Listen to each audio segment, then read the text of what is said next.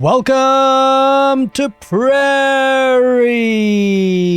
And today, spawning in the west side of the map in yellow, we've got Kiljardi playing as the English. And his opponent in the southeast in orange, 3DB playing as the Mongols. Welcome, welcome, ladies and gentlemen, to this Age of Empires forecasted game. This is game number 2, by the way, for this Calls to Arm tournament hosted by egctv. And, well, it's a $15,000 tournament. This is game number 2. I'm not going to spoil game number 1 if you haven't seen it already. And I will leave the links in the pinned comment down below to check out the full series. It's a best of 5. It's a banger of a series. We've got 3DB versus Kiljardi. Very, very strong players. And we're going to be in a treat for this game. I think this game number 2, is going to be a bit tough. You know, especially for the English. This is the situation that we're in. It's just the map. It's the civilization matchup. It's a best of 5, and you're going to get some combinations where it suits you. Sometimes it's just not going to suit you. And the English are going to open up with some man at arms. And they're kind of forced to do this in some ways. I don't know how I feel about this opening, though, to be honest, because the Mongols, they always redirect the town center. And this is a perfect spawn to be close to wood, close to gold. You cannot ask for more. And this map really suits the Mongols because of the trade. Prairie, a very open map. You can be very aggressive. Very difficult to defend. Outpost rush is a thing for the Mongols. And they get an outpost here, and then, I mean, this... Oh, God, look at the spawn as well. This is absolutely horrible for Kiljardi. An outpost here denies gold, rather, and wood. Which is, I mean, there's no... look, where else is the wood? It's not there. There's one wood line here, so far away. It's going to be tough. So the mana time's coming out for Kiljardi just to deny that kind of outpost rush potential. So whilst he's not going to be able to deny gold and age ups at all, he's going to deny the outpost rush coming. And that shows you the stress that this match is in, right? Because if you're having to just try and deny you getting absolutely clobbered by an outpost rush from the Mongols, that's telling you something. So I'm very biased towards this matchup. It's very Mongols favoured in my opinion.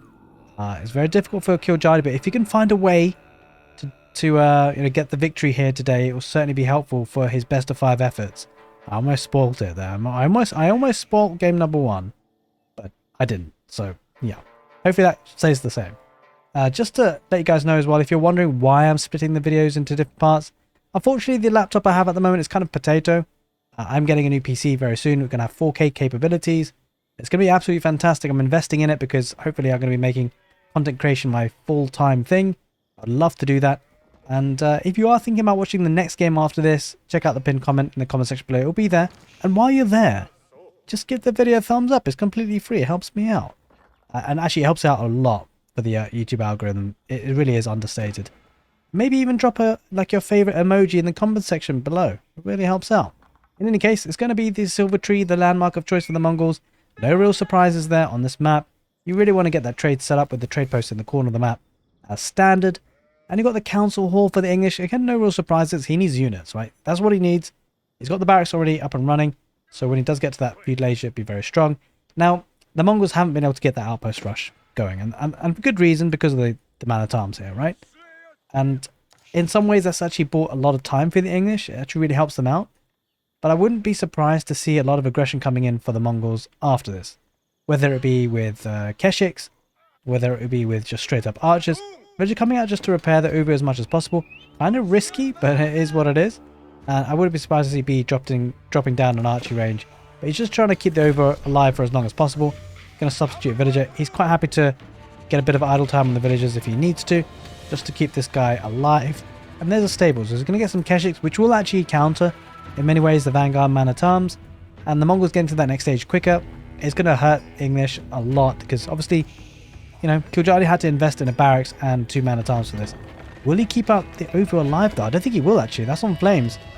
And, well, didn't keep the villagers repairing. Couldn't really manage it in the end. He tried to keep it alive, but the scout adding into the torch damage certainly helped it. Will he get the double production? Well, hang on a minute. If the Ovu goes down during the... Oh, he queued it up, actually. That is actually a nice bit of information to know about the mechanics here, right? If you queue it up whilst the Ovu is still alive and operational, you keep it. I was kind of half expecting it to maybe not do that, but it is. And we hear a trader coming out already for 3DB.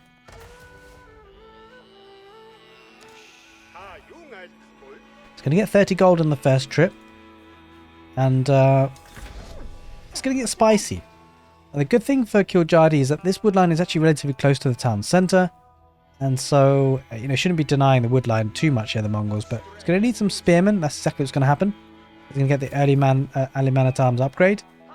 And hardened spearman is already on the field. Well, it's already queued up, rather, for the English. He's going to need to get that for the Keshiks. Now, the thing is that, well, I guess in a sense, in the way the game this is heading. Look how many sheep there are, by the way. Holy smokes, 22. So you get plenty of sheep on this map. But although it doesn't seem like kiljardi got that many, which is kind of harsh and rough in his situation. But the English do get cheap farms, so it's not the end of the world necessarily. Still, every little bit helps. He's going to get blacksmith, most likely for steeled arrow. And push on from there. He needs to pile on a bit of pressure because he's going to know he's up against trade, right? He doesn't want to get too many free trade journeys for the Mongols happening. And I think if the Mongols at this point really just need to protect the economy, protect that trade.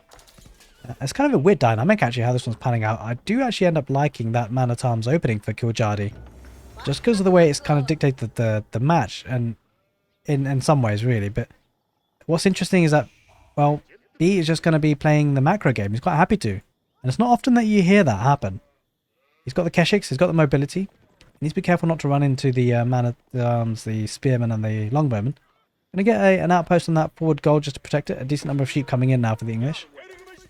And there's a decent number of units for kiljardi. And that's something that the English do quite well. They do manage to get those units out. But B with the Mongols should be able to double produce. He's going to use the maneuver arrow. He got the attack arrow actually, he might have used there. In any case, he does deploy the palings with the longbows. Spearmen get a couple of hits. Does have to back off for the Keshiks because the spearmen are getting good value. He might lose a Keshik there. He does on the retreat. And B does this a lot actually. He does dive in with his cavalry despite there being the counter unit. Quite crazy how he does that, but who am I to judge? He knows what he's doing.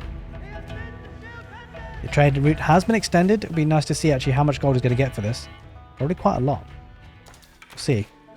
Yeah, 70 gold per trade route, per journey, per trip.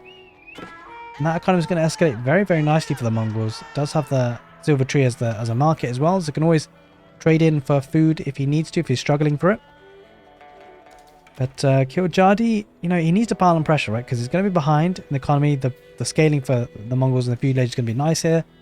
I think one thing that really hurts the English is the mobility, right?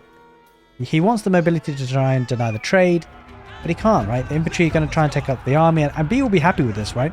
Because every second that he keeps the army away from the trade route, the better his economy gets.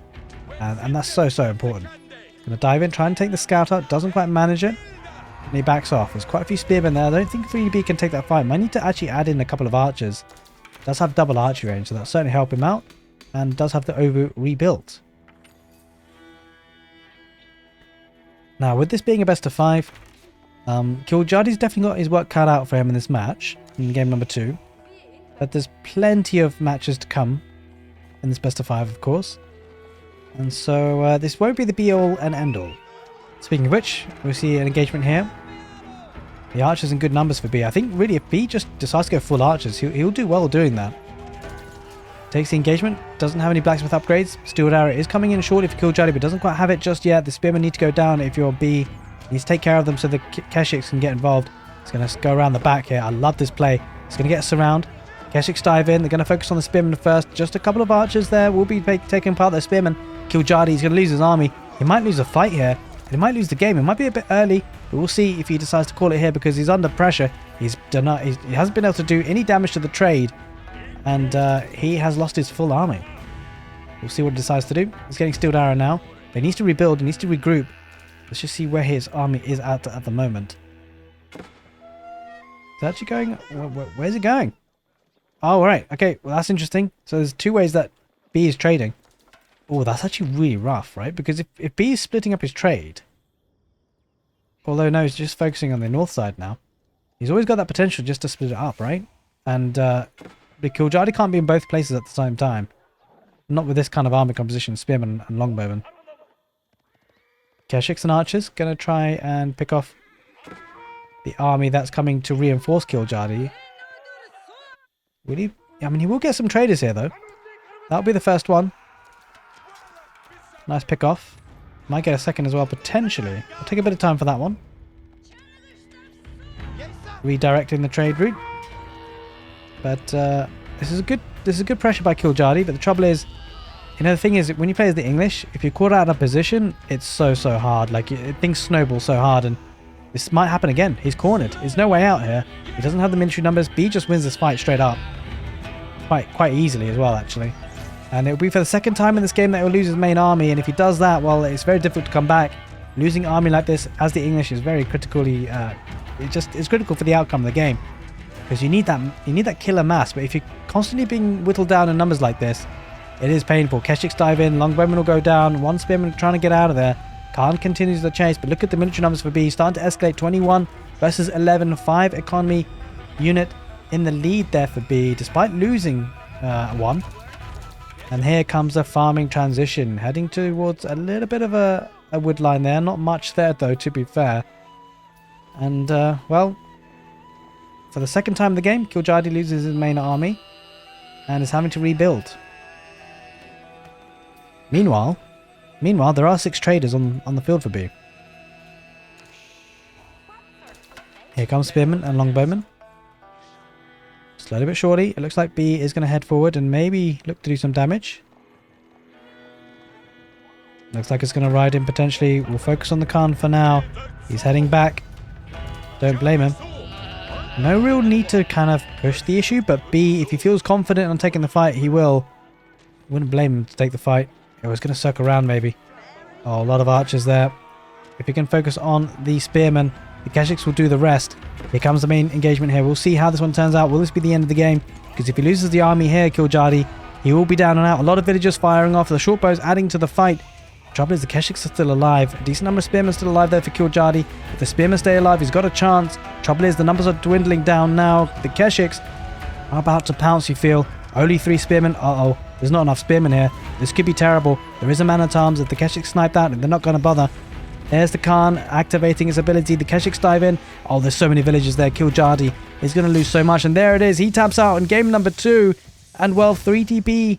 He gets one under his belt in this best of 5. As we head into game number 3, check out the comment section below. I'll have the link to game number 3. Hope you guys enjoyed the castle game. Take care and see you on the next one.